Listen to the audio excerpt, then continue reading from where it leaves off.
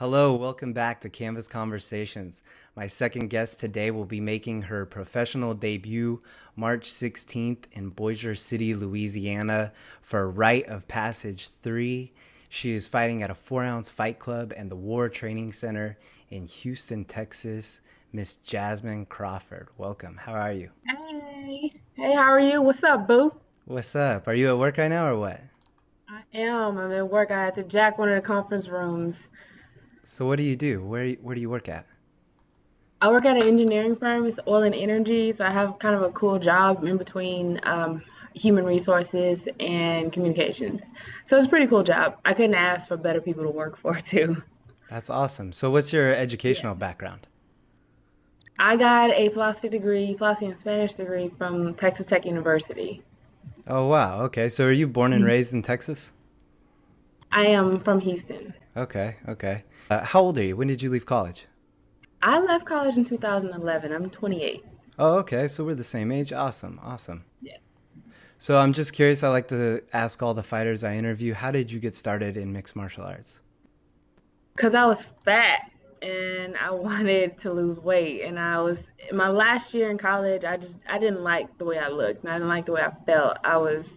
Couldn't go up a flight of stairs without getting winded, and that bothered me. And at that time I was going to school to be an attorney, and I felt if I didn't feel confident in a power suit, then how am I going to negotiate terms with someone? So I wanted to do it for myself. And I stumbled into this gym called Bodyworks, and inside they had a Big Head Davila. Are you familiar with him? Yeah. He's a fighter out of Lubbock, and he had his training center inside one of those gyms. And I was like, what is this? And I started just taking the class here or there, and started with just cardio, and I just kept with it. Wow. So, I mean, we can only see you from like about shoulder width up, but for those at home that don't Yeah. know, that are just watching, you're a very fit person. I would have never guessed you had weight problems in the past. I mean, can I Yeah, ask you? I was 220, Yeah, bro. I was gonna Yeah, ask I you, was how a much big did you weigh? Rasputia Wow, looking girl. 220 and you fight at 135 now? What do you walk I around at? do, yeah. Yeah, I walk in the 50s. I can Wow. get kind of yoked sometimes, and sometimes I can get real skinny, but my body kind of fluctuates, and it's been going through some things since I had a surgery. And on Thanksgiving, I had my appendix removed, so it's still bouncing, adjusting to that too. Still a little fluctuation. Yeah, yeah. So I mean, it fluctuates in a good way, Right. so it's not that bad big of a deal, and the recovery from that was as ideal as I could have expected it to be or wanted it to be. Wow. So did you have any prior martial arts background before you walked into the gym that day? No, like when I first started training was in 2012 when I graduated. It took me about a while to find a job, but the market was really bad. I moved back in May of 2011, and I didn't find this gym called CDM until about October of 2012. And it was mainly focused on boxing. And I wasn't an athlete in school. I wasn't anything physical. The only thing I did until I went to magnet school, I played piano and I did history fair. So this is my first time being this fit and being, well, not my first time in my life. Wow. Wow. So I just can't wait for people to see your fight because, geez, they just don't know how athletic you are. To hear you say that you've never done anything like this or had kind of an athletic career before this, it's like really remarkable to see what type Yeah, of athlete you big are. Rasputia, bro. Say that again? I said I was big Rasputia, bro. Like, Oh my gosh. it wasn't that I ate a shit ton of food. It was just I ate all the wrong stuff. Like I would go to the student union building in college. I would get a coffee with a ton of sugar and get like 3 cookies, and that was my breakfast. And I wouldn't eat until the end of the day. It's shit like that. Hmm. You don't have to eat a lot to be overweight. You just have to eat the wrong things. Exactly. Have you dialed in the nutrition now that you've become a fighter? Actually, I've gotten a lot of help from Lauren Solis. Um, Lauren has helped me a lot. We completely changed my diet. Actually, the beginning of last year, I just started dropping a lot of weight. I moved back from, I was living in Baytown at that time, and I had some personal things happen. And from then, I just zoomed in and focused in on myself and training and just wanted to be a better person all around. And I wanted to, somebody called me fat. I won't say his name, but he called me thick. And I didn't like it. So I was like, well, I'll show you. So I did it for myself, but also I wanted to not have to struggle and not have to go into camp and get into shape. I wanted to start camp and be in shape. Yeah, okay, I got you. I got you. So I'm curious, you started in 2011. What fighting style do you think you have? You mentioned boxing a little bit. Would you consider yourself Yeah. a Like boxer? my initial introduction into MMA was a couple months. My last semester, well, the end of my last semester in college in 2011.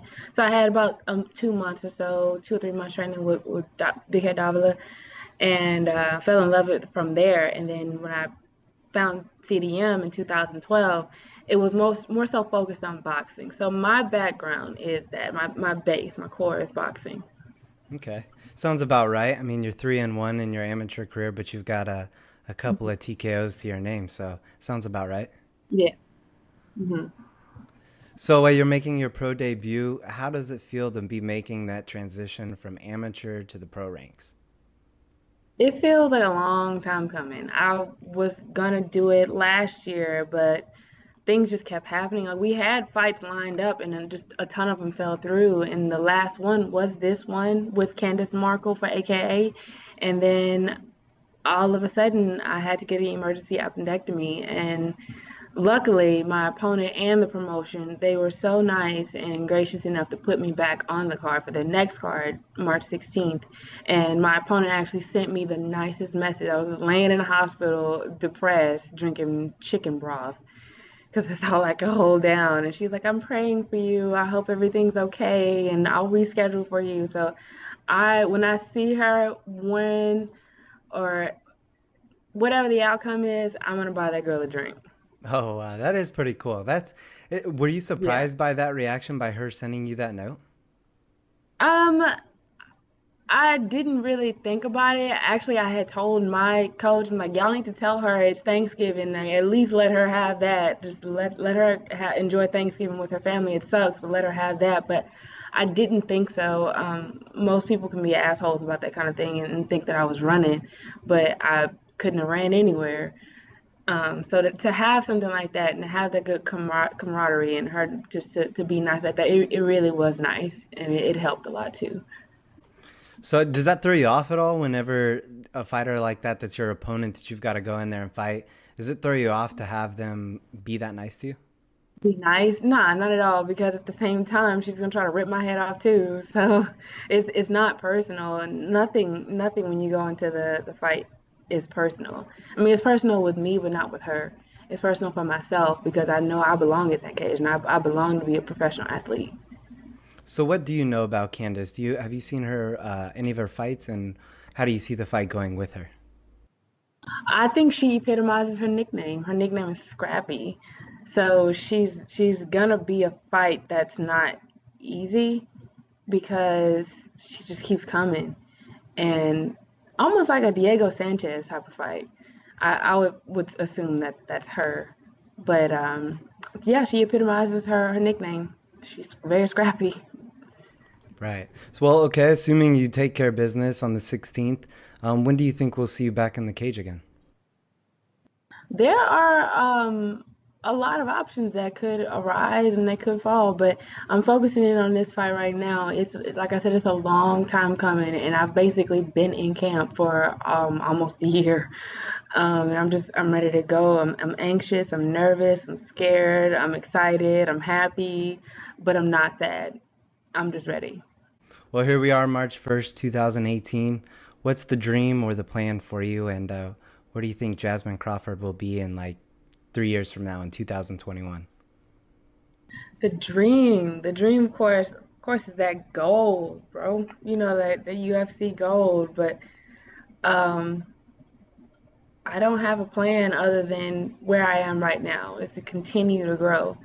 Each camp it isn't about, okay, we're going to focus on what this person is good at. We're going to focus on what you're not good at. It's, I'm going to get better.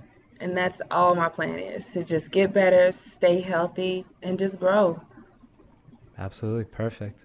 Well, Jasmine, it was great to talk with you and get to know you a little bit better before your upcoming fight. Before I let you go, I gotta know. Absolutely. Say that again. What was that?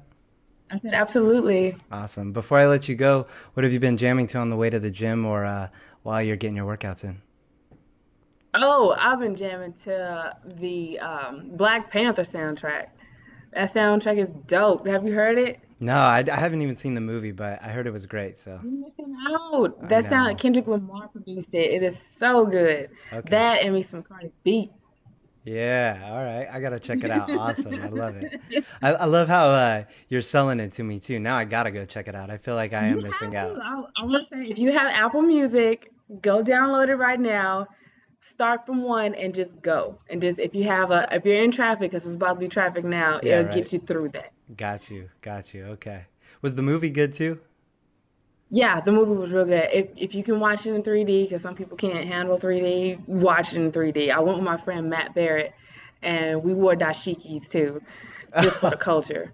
That is And we awesome. looked amazing too, boo. But it was good. I mean, the people around you, it was an experience. You had everybody there that were just wanting it. I left there wanting to know what tribe I was from, Wow. and That is great. well, I was. Were You you the only leave one there and then dressed you up? see. No, we were about a lot of people Oh, were that's dressed up cool. too. You see characters like T'Challa, which is Chadwick Boseman's character. His sister was over the technological portion of Wakanda, and then you see Lupita and how strong she was, and you definitely see Angela Bassett and how regal she was and the strength that they have. It's good to see that Yeah. you can have character, these black women that are intelligent and smart and they're strong and they're forceful and they're beautiful and they've done all that. And that's what I want to do as a professional fighter. Like I can be this Jasmine where I'm dressed up and I'm pretty, but I'm a dope ass fighter. Uh, I love it. I love it. That's what I'm talking about. There you go. Awesome. Well, Jasmine, like I said, I appreciate your time. I love how you ended that pretty fiery there. So, guys, be sure to give her a follow on all social media. And if you want to get any tickets to our upcoming fight, it's akfights.com or just hit her up. Yeah, and my social media handle is pretty simple. It's just Jasmine_Crawford 89, and I'm Jasmine Crawford. Boom. Thank you, Jasmine. I appreciate it. Thank you.